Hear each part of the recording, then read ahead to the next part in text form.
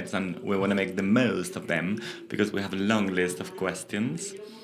First of all, Anna, thank you very much for being here. Thanks. We're extremely pleased of having you here. I'm very happy. Thanks to Festival 42 and Ricard and all the team for putting this festival together. And it's deeply touching that everything is running so smoothly and there's so many of you. Thank you very much for inviting me and trusting me to discuss with Anna, who is one of my main literary reference, so I'm very pleased to be here with her. So first of all, before introducing her, let me give you a hint about Anna and her work. I'm sure you all know her and you've read her, but let me nonetheless give you a hint. I'm not going to give you a hint. I'm going to ask the first question right away, which is, to what extent or how did you approach terror? When was the first time when you decided to approach terror? And what did you feel? What were your reference? How did the whole story begin? When and how did you start writing terror? Thank you. Hello, everybody. Thank you for coming. I'm also extremely happy to be here on the festival and in Barcelona. It's really my favorite city. I'm not lying. Like I think it's the best place in the world. So thanks a lot for having me here. And as for your question, well, I'm not sure. Yesterday I already answered it, so maybe I'm sorry if you have already heard that. I will repeat. Well, I started writing horror stories 17 years ago when I gave birth to my older daughter. She was my first child. So when I saw that baby, of course I was extremely happy, but in the same time I was terrified because it was an absolutely new creature who has suddenly I suddenly found myself in the situation that I have to deal with her maybe for the whole of my life, and some years will pass and she will become a teenager. I imagined all of that. She'll become a teenager, she'll change into something else, she'll stop loving me maybe, and she'll say, like, I never asked you to give birth to me. And then and the second thing I was terrified was that maybe it's the end of my life, actually, because now I will only do my job, which was journalism. I was working in a magazine, and maybe changing all those pampers and feeding her, being good mother. So I thought, all right, I need immediately to do something with that. And I started writing horror stories because that was my mood at the moment. Actually, it was easy because it turned out that I had lots of terrific images inside my mind. I think maybe I have a theory that each person has kind of a basement with his own monsters, but not everyone is ready to actually to go down there to look at them. But I think I can do that from time to time, and people like observing my monsters because they're afraid of their own. So for me, it's okay because I know how to lock the basement after I leave it. And for the readers, it is also okay because they don't go to their own basements, only to mine, which is quite safe. So I made a collection of that, like 17 years ago. I made a collection of horror stories. As I was very busy during the daytime with the baby and my work, I was only doing that at nights, which meant I hardly slept at all. Maybe I slept like 3 hours a day, which made those short stories even darker, I think. And then suddenly it was a success after those stories were published. So I just continued doing the same thing, but then it was the novel. So I think that was the start. Thank you. We would like to know. Well, I'm gonna give you a hint about her work. As she said, she was a journalist. She's a writer. She's a script writer, and she's also a professor in creative writing for adults and children. She's one of the Tallerista. The voice said, I'm a professor. I'm not. Haces talleres de escritura. But you teach creative writing. No. I'm sorry, I'm sorry. I just heard the voice. No, pero bueno, haces talleres. Okay, then you teach creative writing, but you are not a professor. Good. So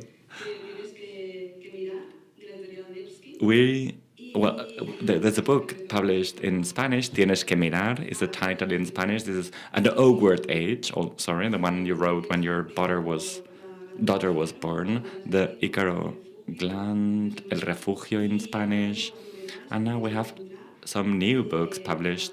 I mean, new translations. The Wolves. And the last book, the title in Spanish is Tienes que mirar, published by Espiral. So when I discuss, with readers who have read your work, everyone underlines how terror pops up in your literature. It's like you're in a everyday life reality. Everything looks normal. Everyone is doing their things, and all of a sudden there's this horrifying element underlying the whole history. Oftentimes, even the reader realize about this awkward element before the main characters of the book that starts surrounding the main characters. Oftentimes, it's just a little detail, a horrifying detail that is there to transform reality. So, how do you come up with these element, right? Before you start writing, so that you can develop the story, or the other way around? Yes, that's a very good question, because that's what I'm doing actually. I like to use this fantastic assumption. Like, I take the reality. Normally, I take our everyday life, but then I assume that only one thing is not as in our real life. Like, I think, let's assume that, for instance, we have wireless connection, brain to brain, which is the living, El Vivo, the dystopia. Or I think, like, let's assume that each male has an organ which is called the Icarus gland, la glándula de Icaro, and he can easily get rid of it in his teenagers, so that he would be a good person, so that he would never cheat on his wife, never fight with other men, and like just be. He can be a very convenient person without that gland, but maybe that gland is important. Maybe it is a soul, even. We don't know. So, yes, I like to do that, and I'm, of course, not the first writer doing that. Stephen King also does that quite often. Or if we talk about Russian tradition, we have Bulgakov and we have Gogol, who assumed, for instance, that he thought that the nose went for a walk and the person stayed, like, and then it is actually a story not about the nose, although it's quite a sci-fi assumption that the nose can just free himself, but then it's a story about the society where a nose can become like a very important person, and even more important than the body, which, like, the part of which it was. And I think we are facing such situations in reality in Russia quite often. So that is, for me, that fantastic assumption is a means of talking about reality.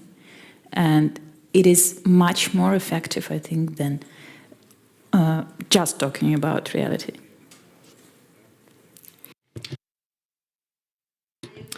And there's another typical element in your literature, which is bonding. I really like that. Bonding terror and science fiction, science fiction. Oftentimes it is said that the deepest and darkest terror is fear about the unknown, terror about what is to come to you, but you still don't know it. The lack of control, the lack of knowledge about what is getting closer and closer to you.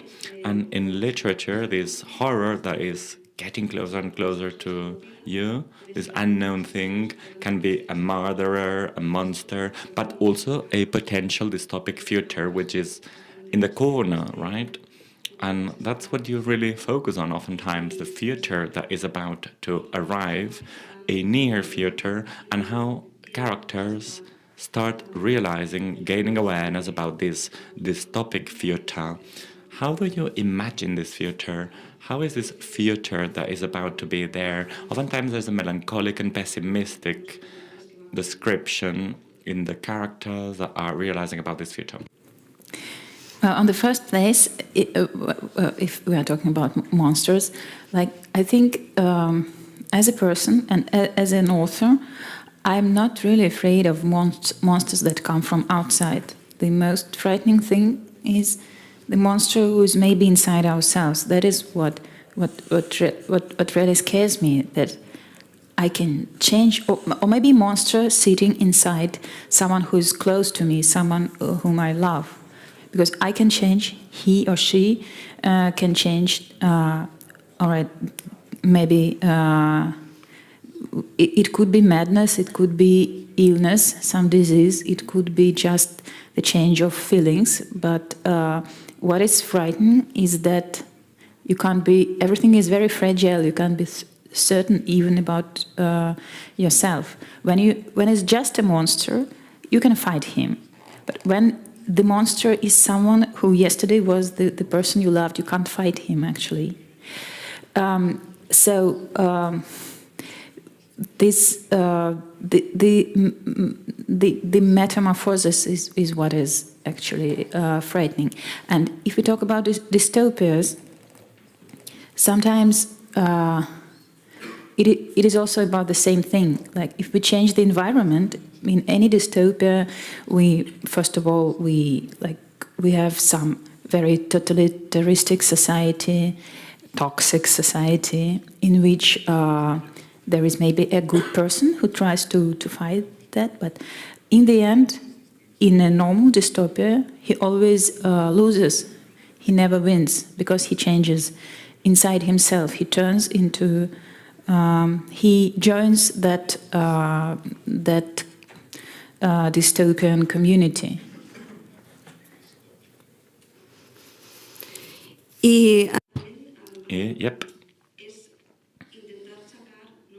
And I guess it's also about taking the main characters out of their comfort zone to make a picture of this difficult, awkward moment that they are going through horror.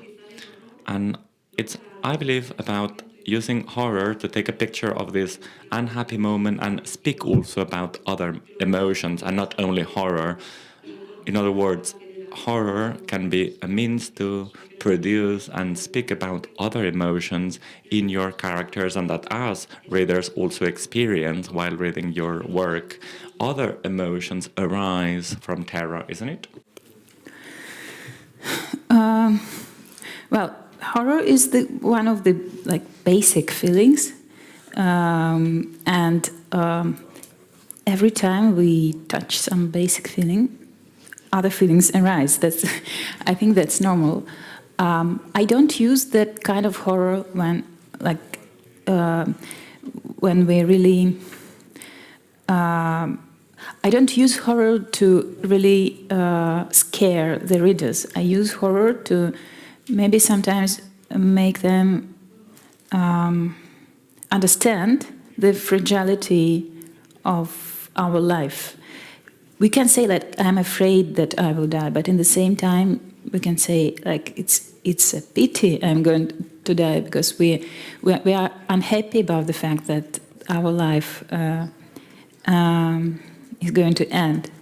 So fear is very close to other emotions, and yes, I like to go on the borders of it, on those borders that connected to other emotions.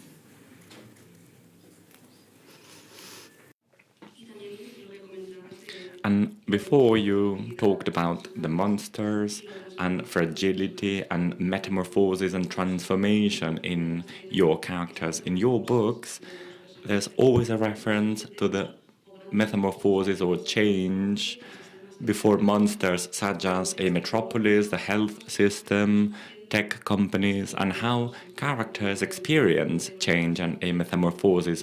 In an awkward age, in the first tale, there's a clear reference to the transformation due to an inside monster, ants in this case, and regarding the Icarus gland and the possibility of performing a surgery or not. And well, there's this whole reference about the metamorphosis also before big monsters such as the health system or a big city, a metropolis. So what's the No, I guess I understood everything, but what is the question? ¿Cómo trabajas esta transformación? So how do you work on how do you approach this transformation? How do you work in this transformation before these big monsters?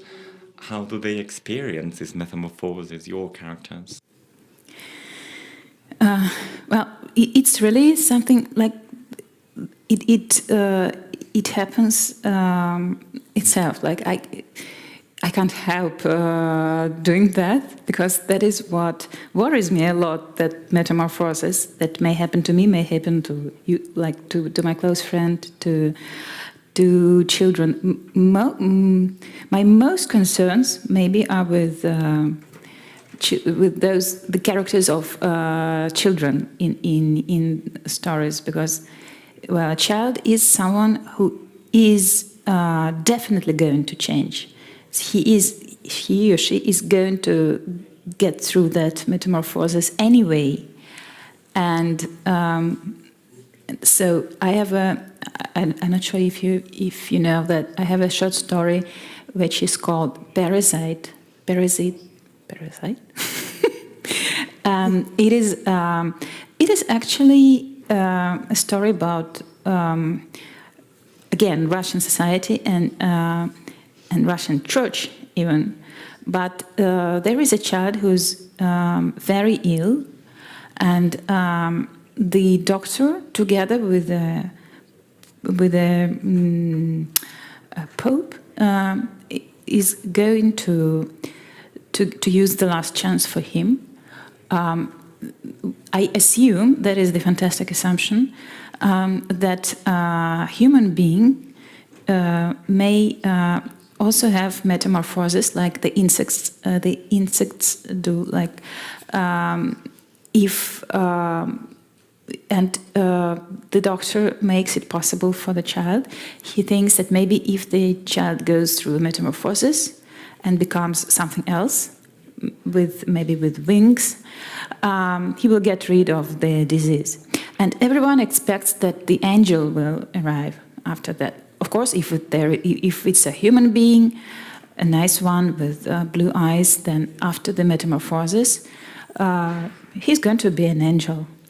But he turns into a kind of an insect. He looks much more like a mosquito than an angel, and he is going to be like. I leave the characters in the situation in which it is obvious that he's maybe going to drink their blood or something, and I like to use, when we talk about metamorphosis, kids and insects.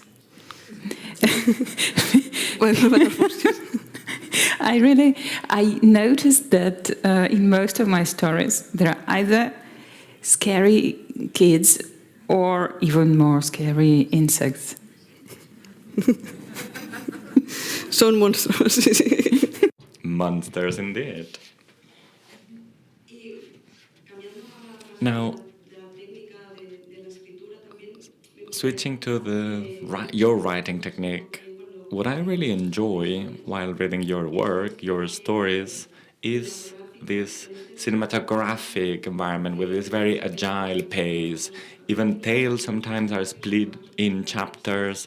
You work with ellipses. You are a scriptwriter, and I'm sure this has had an impact in your writing, right? Is it like you are watching a film in your head before you write or while you write? Because sometimes, at least in me, when I read, I have the feeling that you can see the story in a very visual manner. You are so smart. You understand everything about me, which is also a bit scary. All right, then. Yes, I do that. You are really absolutely right. When I imagine stories and when I write them, I really see the picture, not the moving picture. Like I see it as if it were a film, and that was from the very start. I had a period when I couldn't see the picture, and I couldn't write during that period. It was after my husband's death 4 years ago. I think for a year, I just couldn't see anything. I had the plots. I knew what I was going to write. I knew I had a story, but when I tried to write it, it was like as if I came to the cinema and the screen is just blank. So when it turned on again, I started writing again. But it's not because I was a scriptwriter and that's why I started writing my stories in this way. It was just the opposite. I wasn't a scriptwriter, I just wrote books, and then some producers started proposing that I should write a film script after my book, or just film script, because they saw the potential cinematographic potential in the books. I think it's the opposite. And my experience as a scriptwriter, really, it's on the one hand, it is good because it gives a lot of money in Russia. But on the other hand, it makes me suffer a lot because every time I write a script, I feel I lose control over the characters, over the plot, because there are too much people who think that it is their business how my characters behave. Because when I write a book, no one interferes. Like, I'm a demiurge. And when I write a film script, even the person who puts the light can express his feelings about that and explain me how to improve something. So that's it. Claro, no, el trabajo de... Of course, being a writer is much more individual as a technique, whereas when you write a script, there's everyone intermingling in it. Now, regarding child novels published by Espiral, La Guarida del Lobo and Atlántida in Spanish, there's a lot of cinema in there. It sounds a little bit like a series, short chapters in both books. In La Guarida del Lobo, I believe this is a series of a crimes series, right? That happens in a remote forest. That's The Wolf's Lair is the first book of a detective literary series for kids, which is called The Beast. In English, it is the Beastly Crimes Chronicles, and in Spanish, algo bestiales, bestiales, crímenes bestiales. criminales, bestiales. Sounds like music anyway. So that is, I'll explain. It is a very popular literary detective series for kids in Russia, and it is translated into, like, if I'm not mistaken, 12 or even more languages, including Spanish.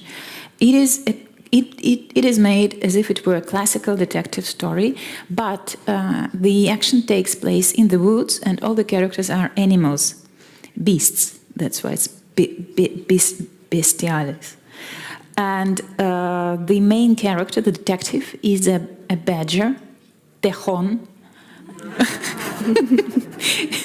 And he's an elderly badger. He's fat. He wants to actually to sleep because the winter is close. And but he is a genius, and he has his beastly logic. And he has his younger colleague, who is a badger cat.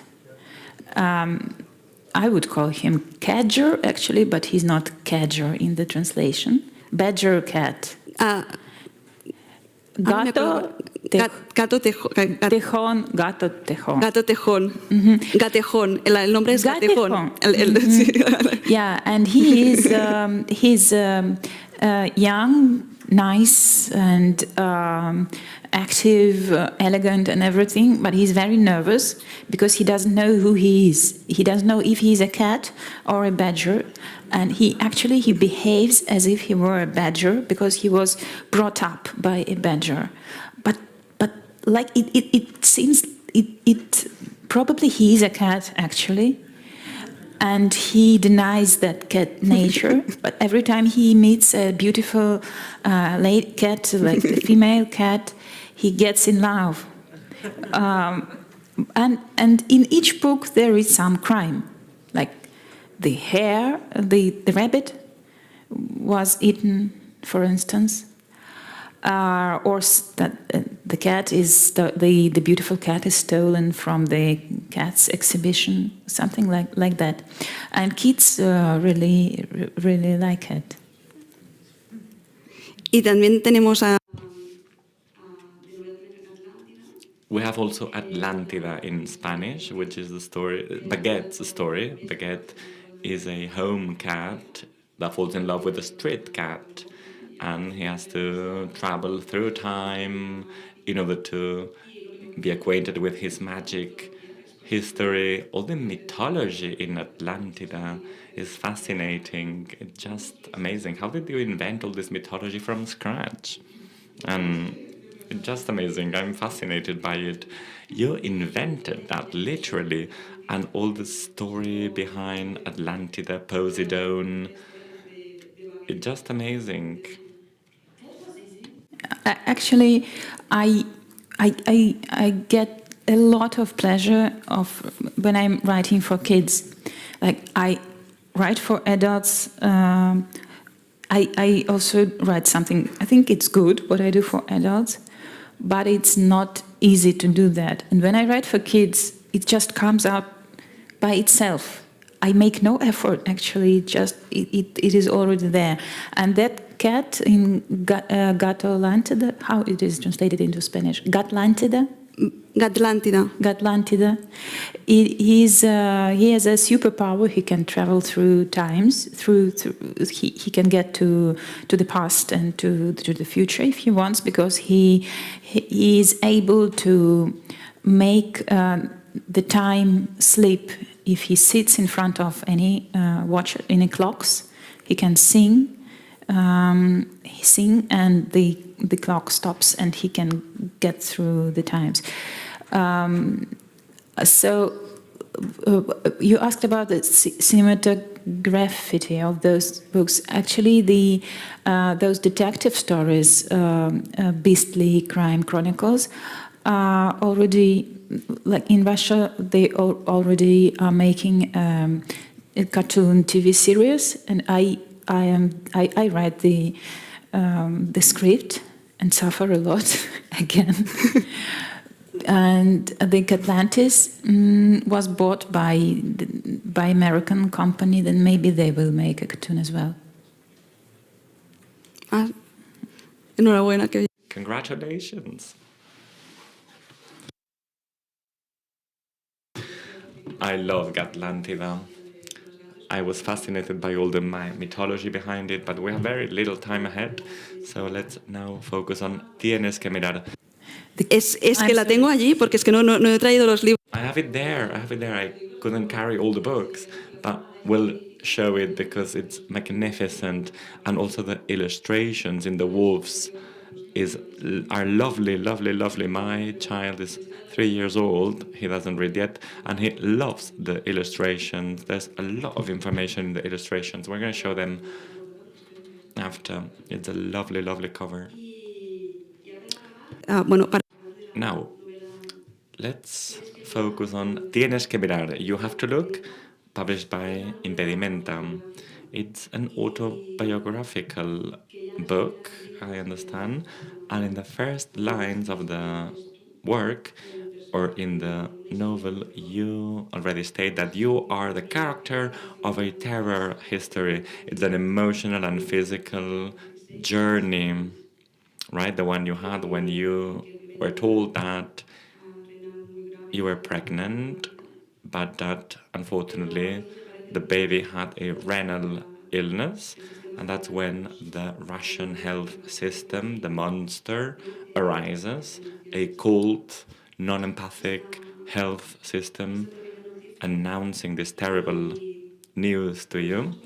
And I really like that when you mentioned that you were like split in two, the Anna that is suffering this situation and the other Anna, the more observer Anna, taking notes to denounce the situation.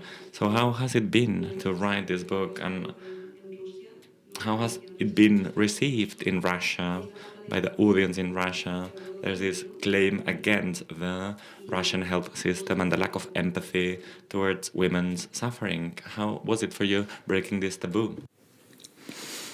Well, it was not easy. It is a story based on real facts about me and my family, about how we lost the baby due to the disease incompatible with life. Not the baby, like I was pregnant, and it was obvious that the baby is not going to survive. And so I was, like in Russia, it's just the opposite to what you maybe have in Spain. In Spain, but in both situations, we lose control over our body. In Russia, I was actually forced to terminate that pregnancy on late term. I had nearly no chance to keep the baby to make things take its course, and maybe to give birth to that baby and say goodbye. All the system is made so that I had no chance to do that, that I had to terminate it, and the way I had to do that was quite unhuman. I don't know, it was rather cruel. And here, the book has there was a lot of press in Spain and in Latin America after the book was translated into Spanish, because here's maybe just the opposite. Even if you want to terminate the pregnancy, you are not obliged to do that. And still, it is the society, some kind of really a big monster, who suddenly starts taking decisions instead of you. And those decisions are about your body and about your baby, about your family, actually about your life. The reaction, it was really the first book about that in Russia. I ended up with, actually, my husband and we went to Germany. First, I wanted to really be sure that diagnosis was correct. It was correct, unfortunately. And then I did terminate the pregnancy, but in Germany in a more humanistic way. And in Germany, I found out that they have lots of books about that problem, not only late-term termination, just about losing a baby. In Russia, we had none, not one. So I decided that that is my social duty, as I am a writer. I know how to put words together. That it's my duty to write that book. And also, for me, it was a fight, because I really wanted to kill the monster. And I thought the only weapon I have is words. So I thought I will kill it with words. I'll try. At least I'll try. I think I succeeded a lot. It was a great scandal after the book was published. I was afraid no one will notice it, but everyone noticed it. And it really led to some changes in the medical system. That's what the words did. Sí, porque... Yeah, because it had positive consequences, right? There were some positive changes. I read an interview in which you said that in the hospital where you were given this bad news, organized a course on ethics and empathy. So there were tiny consequences, right? Positive consequences after the publishing of the book. Tiny little changes that are so much needed when you were brave enough to break this taboo, raise your voice, and visibilize things, right? What your name does not exist, so it's very important to use words. What were the main changes that you believe you contributed to with your book? Well, first of all, the breaking of the taboo of silence, this breaking itself is a very important consequence. I was very upset by I had various types of public reaction to my book.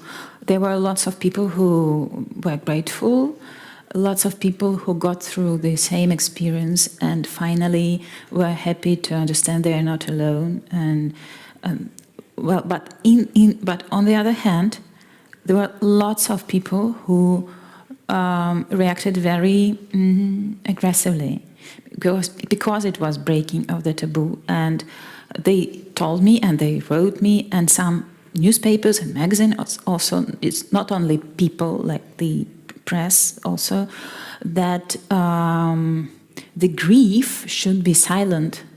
It's not a very good thing to make that public.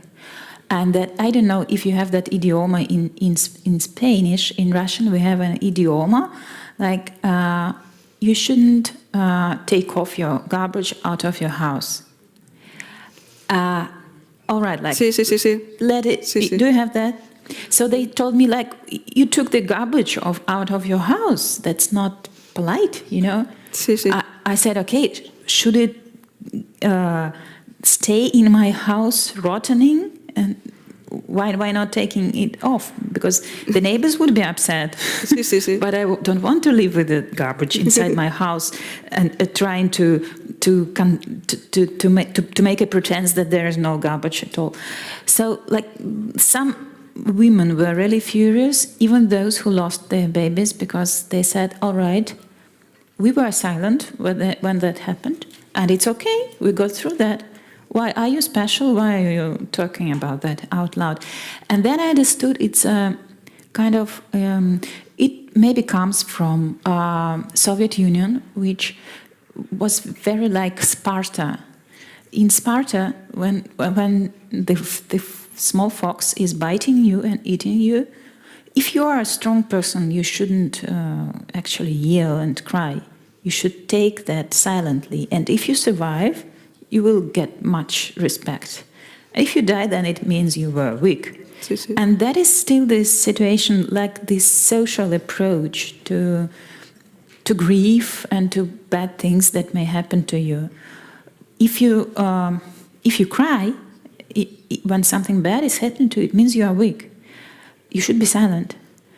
With the book, it was a strange thing, because the book is kind of crying out loud. In the same time, writing a book, publishing a book, and taking all that reaction didn't seem weak. It seemed strong. So people were quite confused how they should perceive me. Am I a weak person? Am I a strong person?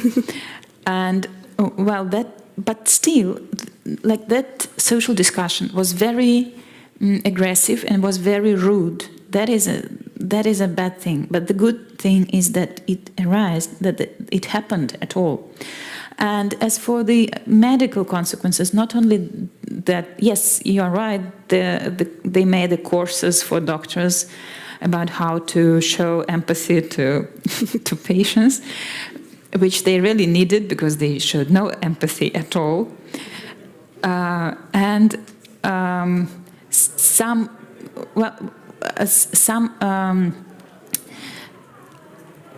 have a friend. He is a theater director. He made a play, theater play after the book, with singing and dancing, which is rather strange. It's kind of grotesque, and so once the gynecologists, the doctors, bought all the tickets. Like it was the whole theater full of doctors, gynecologists, because they wanted to see the show. But the most important thing that happened, unfortunately, it happened only in Moscow. Only in Moscow, not in the whole Russia. They opened a special medical department for women who are going through the same thing, and who. In that department, if a woman comes there, if she's pregnant and the baby is not going to survive, she has a right to keep the baby, and she can be observed by doctors in that department, and her husband may be present, has a right to be present when she gives birth to that baby, and she has a right to look at him. That's why the book is called Look at Him. I meant like look at the problem, first of all, and then it was just the main theme of what was happening to me. Because in Germany they said you have to look at him and say goodbye. And in Russia we think it's no way, you shouldn't look at the dead baby and say anything to him. You should never look at him. So in that new department, those women, they may, if they want, they can look at them. Claro. Es que It makes sense. It's indeed very important to be able to see your dead child and speaking about it. I've had a similar experience 3 times. 3 times. Yo y amigas que están aquí y que han leído Myself and some friends who are here and who have read your book, and they've found it fantastic because there's so many of us that have gone through this experience. My first time, I didn't tell anyone because I felt fear and shame. And the second time I was like, I'm going to speak about it. And so many of us go through this. And I was like, wow, I didn't know so many of us had gone through an undesired abortion. And now we're struggling here to ensure that there's a maternity leave when you go through an abortion, for example. It's so much needed. So thank you very much for the book. It's so much needed for all of us that have gone through such an experience, and those who haven't, but that they need to understand that you cannot say like, oh, don't worry, you'll have another one. No. We need to face this situation, and we need to acknowledge all the pain and all the illusions that you lose in the process. Anna, thank you very much. I'm being told off, like there's no more time. I would spend hours with you. I don't know if there's any question from the audience that we can accommodate. So let's open for the Q&A session, shortly and briefly.